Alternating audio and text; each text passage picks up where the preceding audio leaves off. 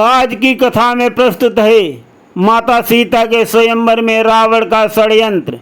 रावण और बाणासुर भी सीता माता के स्वयंवर में भाग लेने के लिए आए थे, परंतु दोनों ने धनुष को हाथ नहीं लगाया था और भोलेनाथ जी का धनुष था, इसलिए वो प्रणाम करके वापस चले गए थे।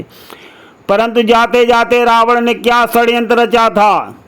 रावण लंका नहीं गया, वो दैत्य राहु के पास गया और उसने कहा कि सीता का स्वयंवर हो रहा है और वहाँ मेरे गुरु का धनुष रखा हुआ है, उसको तोड़ने की शर्त है और मुझे हर कीमत पर भोलेनाथ जी के धनुष को बचाना है, उसको टूटने से बचाना है।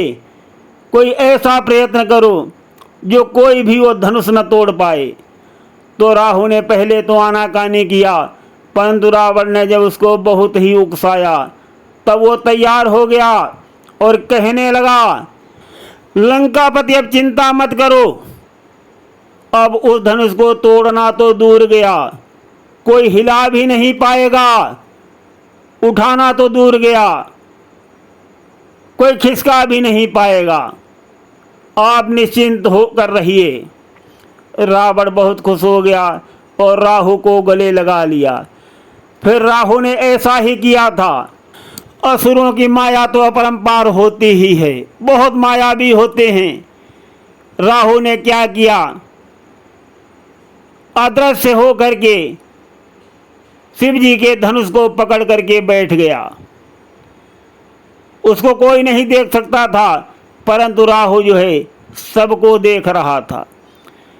सभी राजागण हार गए, वो धनुष उठाना और तोड़ना तो दूर गया, उसे तिलवर हिला भी नहीं पाए। जब राजागणों ने धनुष को हिला भी नहीं पाया, 10,000 राजागण एक साथ जुड़ गए और धनुष को उठाने लगे, परंतु वो भी नहीं हिला पाए, खिसका भी नहीं पाए। अब महाराज जनक जी बहुत दुखी होने लगे, निराश होने लगे और उन्होंने मर्म भरी वाणी बोलना शुरू कर दिया और अपने दोनों हाथ जमीन पर पटक दिए और बोले कि मंत्री, आज मुझे कुछ भी नहीं दिखाई दे रहा है, संसार मुझे सूना सूना नजर आ रहा है। सुख के लाखों साथी हैं मगर दुख का कोई भी सहाय नहीं है, और मेरी अकल पर पत्थर पड़े थे जो मैंने ये प्रतिज्ञा कर डाली, मुझे बहुत ही अफसोस है। महाराज जनक जी बहुत ही अफसोस करते हुए जनक जी की अफसोस भरी वाणी को सुनकर मंत्री जी कहते हैं कि महाराज आप इतने व्याकुल मत होइए, इतनी चिंता मत करिए महाराज।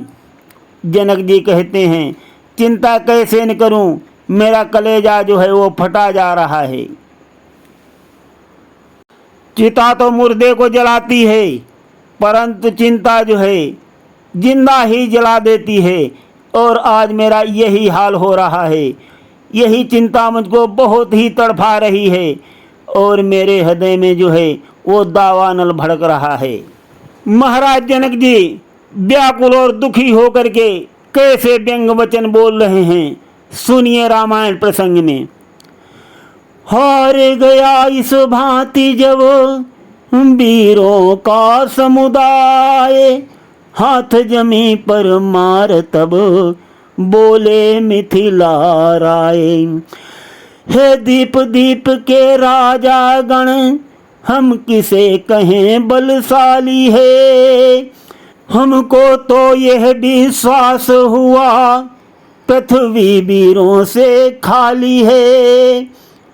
पहले ख्याल ऐसा होता तो ये बेबसी नहीं होती, हम करते नहीं प्रतिज्ञा ये तो ऐसी हंसी नहीं होती। अब तोड़े अपने प्रण को हम तो धर्म हानि है, लज्जा है, पुत्री को कुंवारी रहना है, क्या करें हमारा बस क्या है। आसरा छोड़ प्रस्थान करो, दुख हमें दिया है दाता ने, सीता सुकुमारी का विवाह लिखा ही नहीं विधाता ने। मिथिलेश्वर का ये भाषण सुन लज्जित नपगण सभी हुए, मैथिली कुमारी को निहार नर नारी सारे दुखी हुए। जब इस प्रकार से महाराज जनक जी ने बोला कि राजागणों, आसरा छोड़ करके अपने अपने घर को चले जाओ, सीता सुकुमारी का विवाह जो है वो विधाता ने नहीं लिखा है, नहीं लिखा गया है ईश्वर के विधान में, और अब हमारी बेटी जो है वो कुमारी ही रहेगी, हम क्या कर सकते हैं। और जैसे ही महाराज जनक जी ने ऐसे वचन बोले, राहु अंदर अंदर मन ही मन में मुस्कराया और सोचने लगा कि मैंने रावण को वचन दिया था कि मैं तुम्हारे गुरु के धनुष की रक्षा करूंगा, और देखो मैंने रक्षा कर लिया। बहुत खुश हो गया। बहुत खुश होते हुए सोचने लगा, अब तो महाराज जनक जी ने स्वयं कह दिया है कि सीता का विवाह जो है विधाता ने लिखा ही नहीं है। और राहु जो है उसने शिव धनुष को छोड़ दिया और वहां से चला गया। वो जा ही रहा था, रास्ते में रावण पुनः मिल गया और उसने राहु से पूछा, अरे भाई तुम चले क्यों आए। तो राहु ने बताया कि महाराज जनक जी ने स्वयं कह दिया है कि सीता सुकुमारी का विवाह विधाता ने नहीं लिखा है, और सभी राजाओं को उनके घरों में भेज दिया है। सभी राजागण लज्जित और निराश होकर के अपने अपने राज्यों को चले गए हैं। तोड़ने और उठाने की बात तो दूर है, किसी ने हिला भी नहीं पाया, कोई हिला भी नहीं सका सिर धनुष को। राहु के वचनों को सुनकर रावण भी बहुत खुश हो गया। परंतु साथियों, जो विधि का विधान होता है, कितनी भी कोशिश करो, कुछ भी कर लो, वो कोई नहीं मिटा सकता है। और राहु और रावण के साथ भी ऐसा ही हुआ। इधर तो राहु जा रहा है और उधर क्या होगा, यहाँ पर एक छोटा सा रहस्य भी बता दें। जब राहु जो है शिव धनुष को पकड़े बैठा हुआ था, उसको कोई नहीं देख पा रहा था, परंतु गुरुदेव विश्वामित्र जी सब कुछ जान रहे थे। राहु की हर गतिविधि को वो भली भांति देख रहे थे। उनके पास दिव्य नेत्र थे, दिव्य नेत्रों से विश्वामित्र जी सब कुछ देख रहे थे, उसकी गतिविधियाँ।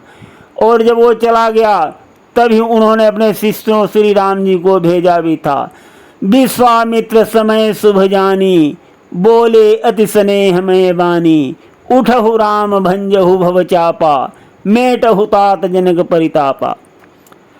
तो गुरुदेव ने शुभ समय ही श्री राम जी को आदेश दिया था सिर धनुष भंग करने के लिए। रावण के षड्यंत्र को विश्वामित्र जी ने कैसे चूर चूर करा दिया था। गुरु गुरु होता है, गुरु कोई भी मुसीबत से निकाल सकता है, कुछ भी असंभव को भी संभव करा सकता है।